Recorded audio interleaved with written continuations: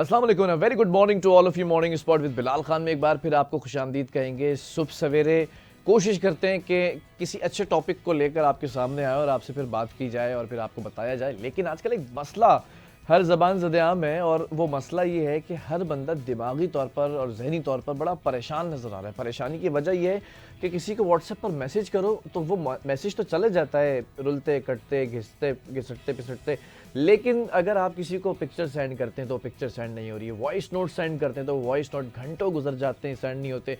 फिर आप कहते हैं कि वो वीपीएन लगा लें, लेकिन वीपीएन लगाने के बाद भी जो है वो कोई काम नहीं हो रहा है। वजह ये है कि मुल्क में ऐसी कशमकश जो है वो पेचीदगी और बेज़ाब्तगी की कैफियत हो चुकी थी।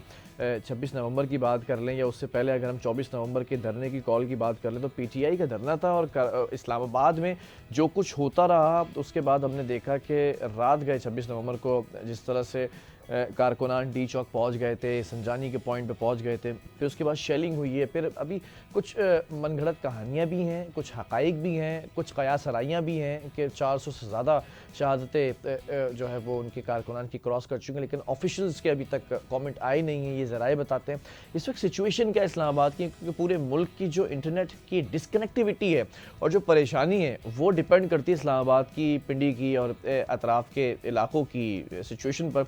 इस पर ज़रा सा पहले आगाज़ कर लेते हैं। हमारे जो डिप्टी ब्यूरो चीफ हैं इस्लामाबाद से फ़ाइज़ चुग़ताई साहब, वो हमें ज्वाइन कर चुके हैं। फ़ाइज़, अस्सलाम वालेकुम, कैसे हैं आप? खैरियत से हैं? वालेकुम सलाम जी, अल्हम्दुलिल्लाह मैं बिल्कुल खैरियत से हूँ।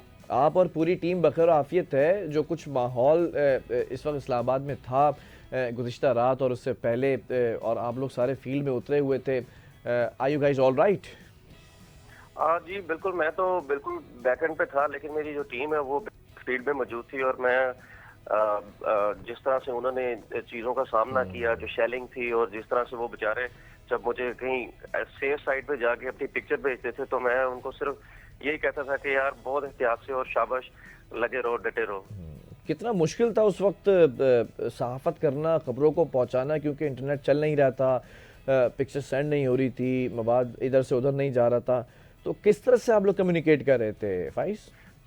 देखिए जी, जो सहाफत का वो पेशा है वो हमेशा से ही एक मुश्किल पेशा रहा है और जब इस के हालात हो, जब आप पर एक बहुत बड़ी जिम्मेदारी आयद होती है कि वो लोग तो इस चीज को फेस कर रहे होते हैं किसी और तरीके से, यानी कि एक एहतजाज करने आए हुए और एक उसको रोक रहे हैं, लेकिन जो सहाफी होता है उसके लिए ये काम बड़ा मुश्किल होता है। और जब इस के उसके पास सिग्नल नहीं है, उसके पास सोर्स नहीं है, उसके पास इंटरनेट नहीं है और शैली है, और यानी कि अगर आप एक लफ्ज भी एक चार्ज जैसे ऐसा बोल देते हैं जिसकी वजह से आपकी जिंदगी को भी खतरा हो सकता है, तो फिर यानी कि आप खुद इस चीज को समझ सकते हैं कि जो बंदा उस वक्त एग्जैक्ट वहां पर होता है वो किस चीज को फेस कर रहा होगा। तो जब इंटरनेट के लिए जब हमारे जो फील्ड में लड़के, मैं समझता हूँ उनको दाद बनती है, और जितने भी साथी जो वहां पर काम कर रहे थे फुटेज बनाते थे और वहां से उनको तकरीबन 2, 4, 5 किलोमीटर सफर करना पड़ता था, जहाँ से वो वाईफाई लेके और चीजों को हम तक पहुंचाते थे और फिर हम जो है अपने चैनल्स तक पहुंचाते थे। तो मैं ये समझता हूँ कि जहाँ पर जलसे जुलूस और जितनी फोर्सेस थी उधर एक सहाफी का भी बहुत किरदार और मुश्किल तरीन किरदार था। चलें बिल्कुल। और 26 और 27 ये 25 को भी जो है वो आप हमारे साथ स्क्रीन पर बने रहे थे और हम देख रहे थे तमाम चीज़ें। भाई ज़रा मुझे सिचुएशन बताइएगा, क्या सिचुएशन बिल्ड हो गई थी इस्लामाबाद के अंदर, क्योंकि बेलारूस के सदर भी अलेक्जेंडर भी आए हुए थे और दूसरी तरफ ये तमाम कुछ जो है वो तमाशा हो रहा था।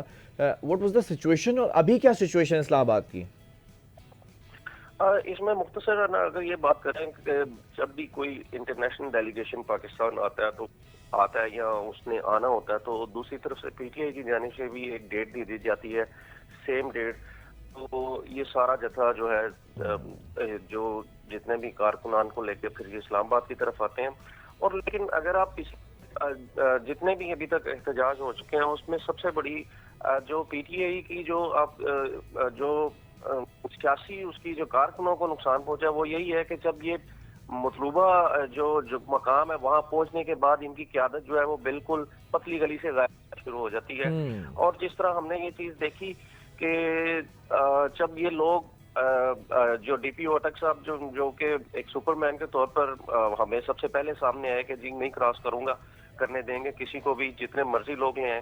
बहरहाल वो वहां से क्रॉस करके 26 नंबर से फिर पेशावर मोड़ से चाइना चौक से फिर आखिरकार डी चौक पहुंचे। उसके बाद जो हमने मंजर देखा ना, वो डायरेक्ट मैं उस जगह आ जाता हूँ उस शाम को, वो बड़ा अजीब सा मंजर था। ठीक है, कारकुन मैं बहुत जरा बड़ी- नईरुद्दीन साहब भी हमारे जो सीनियर एनालिस्ट हैं उनको भी वेलकम को। अस्सलाम वालेकुम सर। नईर साहब, I cannot hear you. Now can you hear me?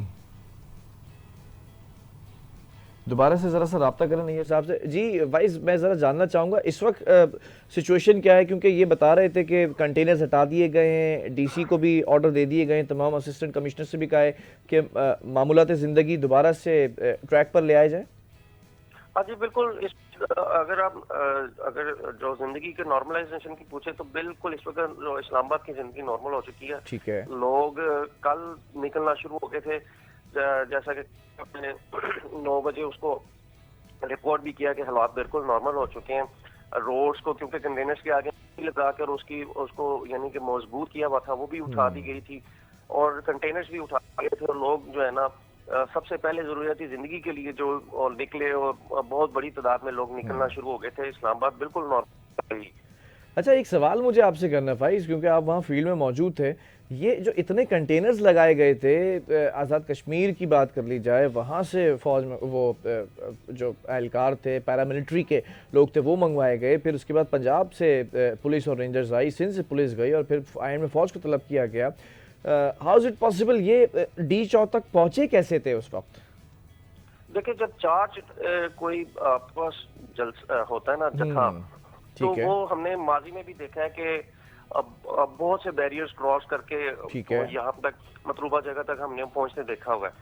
लेकिन जैसे मैंने आपको पहले बताया कि वो अटक का जो वो था, एक सबसे पहला बड़ा बैरियर जिसको आप कहते हैं, क्रॉस करके यहाँ तक पहुंच गए और बड़े इजीली पहुंच जाते हैं। जब एक चार्ज जलसा होता है ना, और जब कारकुनों को आप एक मजहबी टच के साथ समझाएं, या आप उनको जिस तरह से आप इनके जो बयानात सुनते थे, तो फिर एक चार जलसे जो लोगों के लिए ना यहाँ मतलूबा जगह तक पहुंचना हमने माजी में भी देखा, कोई बड़ी बात नहीं रह जाती। ठीक है, ठीक है जी। नैयर साहब को मैं एक बार फिर वेलकम कर देता हूँ। हमारे साथ सीनियर एनालिस्ट मौजूद है। नैयर साहब कैसे हैं आप? खैरियत से हैं?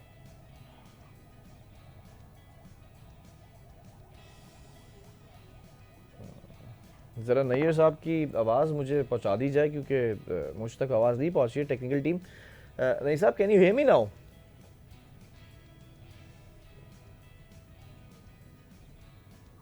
चलें जी फाइज़, आखिर में मैं ये भी जानना चाहूँगा कि कारकुनान काफ़ी नाराज़ नज़र आए जब आला क़यादत बुशरा इमरान की बात कर लें, गंडापुर की बात कर लें, ये गाड़ियाँ बाकायदा चेंज हुई हैं और एक ही गाड़ी में बैठ कर और ये KPK की तरफ निकल गए। तो ये जो आग लगी थी, जो ये सारा कुछ घिराव हुआ था, ये कारकुनान की तरफ से देखने में आया कि किया क्या काफ़ी नाराज़ थे कारकुनान? देखिए, इसमें अगर मैं आपको कुछ बात करूं तो ये बिल्कुल जो गाड़ियां चेंज हुई हैं, ये तो बिल्कुल G8 में मैं उस जगह को बखूबी जानता हूं जहां पर गाड़ियां चेंज हुई। दूसरी बात, अगर बात करें कि जो मिस इन्फॉर्मेशन बहुत ज्यादा है, कारकुनान की जानिब से आग नहीं लगाई गई। ठीक है, और जो इस किस्म के जो बात आ रहे हैं कि वो उसके नीचे बहुत बड़ा वो कोई कागजों का जो है वो बोरियां जलाई गई हैं, वो बहुत बड़ा प्लान था। मैं ठीक है जी। बहरहाल बहुत शुक्रिया, हमारे साथ डिप्टी ब्यूरो चीफ मौजूद है। और मैं ज़रा सा अपने गेस्ट का भी इंट्रोडक्शन कराता चलूँ। इस वक्त हमारे साथ स्टूडियो के अंदर हमारी बड़ी प्यारी जो है वो पैनलिस्ट भी हैं और हमारी साथी भी हैं, और आपकी ग्रूमिंग भी करती रहती हैं।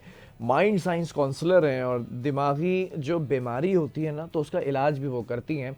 हमारे साथ इस वक्त जो है वो मौजूद हैं अनम अली। अनम, अस्सलाम वालेकुम, कैसी हैं आप? वालेकुम सलाम, मैं बिल्कुल ठीक हूँ। खैरियत सी हैं आप? अल्हम्दुलिल्लाह। ये सारी सिचुएशन आप देख रही थी और सुन रही थी, खैर वो हमारे एनालिस्ट भी हमें ज्वाइन कर लेंगे।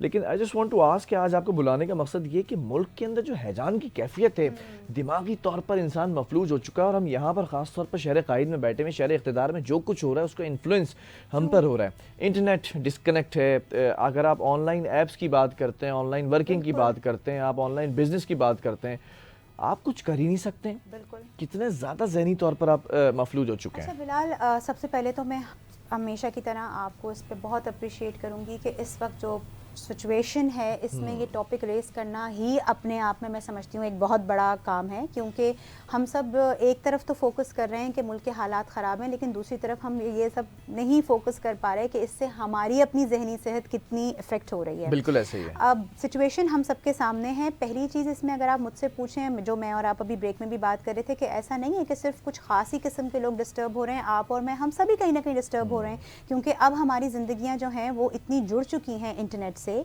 या टेक्नोलॉजी से कि वो मजबूर हैं हम कि उसके बगैर हमारा गुजारा नहीं है। सिचुएशन जो इस वक्त है उसमें पहली चीज़ तो अगर आप पूछेंगे तो यकीनन परेशानी वाली है। दूसरी चीज़ ये है कि हम उसको एक्सेप्ट भी कर रहे हैं कि ठीक है सिचुएशन ऐसी है, उसमें मैं और आप कुछ कर नहीं सकते सिवाय इसके कि हम अपने तौर से थोड़ी बहुत कोशिश कर लें। लेकिन तीसरी चीज़ जो आती है, जो आपका सवाल है मेन, वो ये है कि नाउ व्हाट टू डू।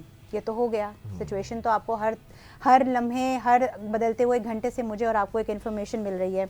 मैं और आप इंटरनेट की सिचुएशन भी देख रहे हैं, लेकिन अब ऐसे में करें क्या? एक शख्स जो बैंक की ट्रांजैक्शन भेजना चाह रहा है, वो खड़ा है, वो ये सोच रहा है कि भाई वो कैसे पहुंचेगी ट्रांजैक्शन, उसके पास तो उस वक्त एक अल्टीमेट सोल्यूशन नहीं है। ऐसे में सबसे पहले तो इस चीज़ को अगर मैं आपके सामने यहाँ पे टेलीविजन पे बैठ के कहूँगी कि नहीं नहीं बिलाल एवरीथिंग इज़ ओके, तो this is called too much positivity, जिसे हम अपनी साइंस में कहते हैं कि एक टॉक्सिक पॉजिटिविटी हो, जो कि ऐसा नहीं है। यकीनन ये एक परेशान कुन सिचुएशन है जिसमें हम सब बराबर के शरीक हैं। आप, मैं, बाहर काम करने वाला शख्स, हमारी टीम के लोग, जितने भी लोग काम कर रहे हैं, हम सब उसमें कहीं ना कहीं सफ़र कर रहे हैं। लेकिन ऐसे में कुछ कैटेगरीज हैं जो मैं आज आपके साथ करूंगी कि भाई मैं और आप कम्युनिटी लेवल पर क्या कर सकते हैं इसके लिए, मैं और आप इंडिविजुअल लेवल पर क्या कर सकते हैं इसके लिए, और मैं और आप स्पिरिचुअल लेवल पर क्या कर सकते हैं इसके लिए। थ्री एस्पेक्ट से आप से मुझे ऐसा लगता है, क्योंकि हम, अगर आप मुझसे पूछेंगे इन माइंड साइंसेज या बिहेवियरल साइंसेज में, हम इसको कहते हैं सोशल इमोशनल डेवलपमेंट, जो कि बिलाल मुझे अच्छा तो नहीं लग रहा कहते हुए, लेकिन अनफॉर्चुनेटली पाकिस्तान में सोशल इमोशनल डेवलपमेंट का मुझे तो लगता है शायद कॉन्सेप्ट ही नहीं है। अच्छा, मैं चाहूँगा भी कि आप इस सोशल इमोशनल डेवलपमेंट के ऊपर बात करें, और रिक्वेस्ट होगी प्रोड्यूसर साहब मुझे भी कार्ड दें, स्क्रीन पे दिखा दें, तो it would be a very nice gesture from you, thank you very much. जी, इतनी बुरी भी शक्ल नहीं है कि आप ना दिखाएं। खैर, बहरहाल सवाल ये है कि इस वक्त जो सिचुएशन बिल्ट हो चुकी है उस पर जहनी कितना दबाव एक इंसान के ऊपर पड़ रहा है, और ज़रा सा हमारे साथ एक जो है वो हमारे गेस्ट भी में ज्वाइन कर चुके हैं, उनसे भी हम ज़रा कमेंट ले लेते हैं। सीनियर एनालिस्ट हैं, बड़ी गहरी निगाह रखते हैं, नय्यरुद्दीन साहब हैं। नय्यर साहब, थैंक यू वेरी मच। अस्सलाम वालेकुम, कैसे हैं आप? वालेकुम सलाम जी, अल्लाह का शुक्र है, बड़ी मुश्किल से आपके साथ लाइन अप हुआ। सर देख लें, किस्मत कनेक्शन है, और जो इंटरनेट कनेक्शन है वो डिस्कनेक्ट हो गया है, लेकिन फिर भी आज और आप, मैं और आप मिल चुके हैं, तो ये बहुत बड़ी गनीमत समझ के हम आपकी मौजूदगी का फ़ायदा उठा लेते हैं। ये बताएं सर, शहर इक़्तिदार के अंदर जो सिचुएशन बिल्ट हो चुकी है इस वक्त, और पिछले 2 दिन से जो सिचुएशन थी, who would be the beneficiary of this situation? देखिए, बेनिफिशियरी से बेहतर होगा कि पहले मैं ये बताऊं कि who will be at the losing and. Losing and पे पाकिस्तान है, लूजिंग एंड पे पाकिस्तान है। उसकी वजह ये है कि ठीक है, बज़ाहिर तो ये नजर आ रहा है कि गवर्नमेंट ने खदेड़ दिया है अपोजिशन को, और फिजिकली खदेड़ दिया है। Now this thing has left such A demoralising impact on the general public कि उसकी वजह से मैं समझता हूँ ये जो अभी सोशल इमोशनल डेवलपमेंट की बात हो रही थी आपके प्रोग्राम में, तो उसका भी क्राइसिस पैदा हो गया है पाकिस्तान में। और ये आप गोलियां मार के, या रबड़ की गोलियां मार के, या आप गैस के शेल्स मार के लोगों को भगा तो सकते हैं, लेकिन इससे मुल्क में एक इंतहाई, जिसे कहते हैं ना, नेगेटिविटी का सेंटीमेंट पैदा होता है। ठीक है, तो मैं दोनों साइडों से कहूंगा, अपोजिशन से भी और गवर्नमेंट से भी, कि देखें नेशनल असेंबली में दोनों पार्टियां मौजूद हैं और बड़ी स्ट्रांग रिप्रेजेंटेशन है। नेशनल असेंबली को इस वक्त एक्शन में आना चाहिए और वहां पर मुज़ाकरात होने चाहिए, बजाय इसके कि आप नेशनल असेंबली से बाहर बयानबाजी करें।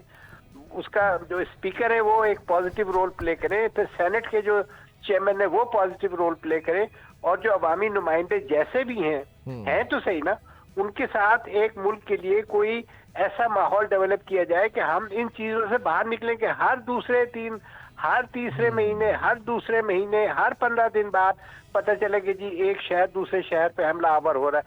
ये जरूरत, ये नौबत नहीं आनी चाहिए। ठीक है, नहीं ये सब दोनों तरफ दोनों रखें कि रूल ऑफ लॉ होना चाहिए पाकिस्तान। रूल ऑफ लॉ होगा तो ये इंडेक्स वगैरह सारी चीजें और तरक्की करेंगी। लेकिन अगर रूल ऑफ लॉ नहीं है तो फिर आप समझ लें कि हर चीज मसनूई है, एकदम से धड़ाम से आ सकती है। और आप देखेंगे पाकिस्तान की तारीख का सबसे ज्यादा बड़ा डाउनफॉल आया था अभी 2-3 दिन पहले आपके स्टॉक एक्सचेंज में, जब उसमें इकोनॉमिक क्राइसिस था। बिल्कुल ऐसे ही है। अच्छा, एक स्टॉक एक्सचेंज के अंदर हमने बूम देखा गुज़िश्ता कई रोज़ पहले, और अब एकदम से डाउनफॉल देखा। इसका सारा क्रेडिट किसको जा रहा है? देखें, क्रेडिट जो है ऑब्वियसली मुल्की हालात जो है, मैं और आप तो नहीं चला रहे, जो मुल्क की ड्राइविंग सीट पे बैठे हुए हैं, सारा क्रेडिट भी उन्हीं का है, और अगर कोई खराबी होगी तो सारा डेबिट भी उन्हीं का होगा। अच्छा, एक सियासी जमात है, वो बार बार धरने की जो है वो कोशिश कर रही है, धरना कंप्लीटली हो नहीं पा रहा है और लोग उस तरह से निकल कर आ रहे हैं, लेकिन मायूसी का शिकार है उनकी लीडरशिप से। हमें तो ज़रा ये पता चल रहे हैं कि उस जमात के अंदर ही फूट पड़ चुकी है कि बुशरा इमरान एक तरफ हैं, दूसरी क़यादत उमर अयूब के साइड वाली वो एक तरफ है। ज़रा इस पॉलिटिकल पार्टी का आप पोस्टमार्टम करें ना, how do you see this political party in this situation? देखिए, पॉलिटिकल पार्टी के पास बड़े अच्छे अच्छे और समझदार लोग हैं, ठीक है। उन पे अगर वो डिपेंड करें, उन पे ट्रस्ट करें, तो वो इस क्राइसिस में भी इसको जिसे कहते हैं ना स्टीयर आउट कर लेंगे। ठीक है, वेरी गुड। इस वक्त उनकी टॉप लीडरशिप जो है वो तो जाहिर है बिहाइंड द बार्स है, और जिस लीडर, जिस खातून को उन्होंने कहा कि जी तुम इसको संभालो, वो देखें अनअनाउंस्ड लीडरशिप थी। आपने तो गौहर साहब कहाँ नजर आए चेयरमैन जो थे? बिल्कुल ऐसे ही। गौहर साहब को रखा हुआ है। अगर आपने किसी भी वजह से रखा है, जो आदमी गाड़ी को स्टीयर कर रहा है उसको चलाने तो दे ना, और उससे गलत चले तो फिर आप जो मर्जी फैसला करें। ठीक है। गौहर साहब को छोड़ के खातून को उन्होंने आगे कर दिया। खातून को बनाना है तो अनाउंस करें ना कि now she is the acting chairman. नहीं साहब, आपको नजर आ रहा है कि ये डी चौक तक पहुंच गए थे, फिर कुछ शवाहिद मिलने के संजानी पे जो मुकाम पर होना था, बुशरा इमरान ने उसको चेंज किया, और नोबडी न्यू दैट कि ये इस तरह से अचानक से फैसला लिया गया। कमेटी ने तो फैसला नहीं लिया था। क्या इस धरने का जो फेलियर है वो सारा मलबा बुशरा इमरान पे जाता है? देखिए, अगर सैफ साहब की बात पे आज एतबार करें तो आपके सवाल का जवाब जो है वो बिल्कुल जो है पॉजिटिव है कि उन्हीं पर जाता है। ठीक है। उन्होंने क्या कहा था? सैफ साहब ने कहा था कि इमरान साहब संजानी पे मतलब एग्री कर गए थे, मतलब इजाजत ही उधर की दी थी संजानी की, जो ठीक है ना? जी जी जी। तो अब अच्छा चले, तो इस सारी सूरत हाल में फिर जिससे गलती हुई है, जिसने गलत कैलकुलेट किया, मिस कैलकुलेशन हुई, अगर उसमें कोई थोड़ी बहुत भी मेरा मतलब है लीडरशिप सलाहियत है, तो वो आके अपने मतलब जो अवाम जो बेचारे मारे गए हैं और जख्मी हुए हैं और जो ख्वार हुए हैं और जो नहीं भी ख्वार हुए, जो थे मतलब उनके वोटर या उनके सपोर्टर, उनसे माफी तो मांगे अपने फेलियर की, डिसीजन की। ठीक है। जब खुद ओवर रूल किया उन्होंने as per Saif, barrister Saif, चले, तो फिर उसके बाद तो मैं समझता हूँ कि ये बहुत सीरियस क्राइसिस है, और पीटीआई को अपने किसी भी अगले उसमें इनको कोई लीडरशिप रोल किसी तरह का नहीं देना चाहिए। चले, वो टेस्ट कर लिया था और कारतूस जो है वो नहीं चल सका। बहरहाल बहुत शुक्रिया नईर साहब, thank you for your time और फॉर योर एनालिसिस। और हम बात कर रहे हैं इस वक्त कि जो सिचुएशन बिल्ट हो गई है नाज़रीन, बड़ी एक अजीब कशमकश की कैफियत है। अनम हमारे साथ मौजूद है। अनम, मैं उधर से दोबारा से कंटिन्यू करूंगा उस चीज़ को, लेकिन मैं एक छोटे से कमर्शियल ब्रेक की तरफ जा रहा हूँ। ब्रेक से वापस आते हैं तो हम ज़रा बात करेंगे कि जहनी दबाव का जो शिकार इस वक्त लोग, उससे कैसे बाहर निकला जा सकता है, और उस चीज़ को कैसे आप ख़त्म करके अपनी लाइफ के अंदर, वो कहते हैं ना back to the normal life, वो किस तरह से आ सकते हैं। सब कुछ बताएंगी अनम एक छोटे से वक्फे के बाद।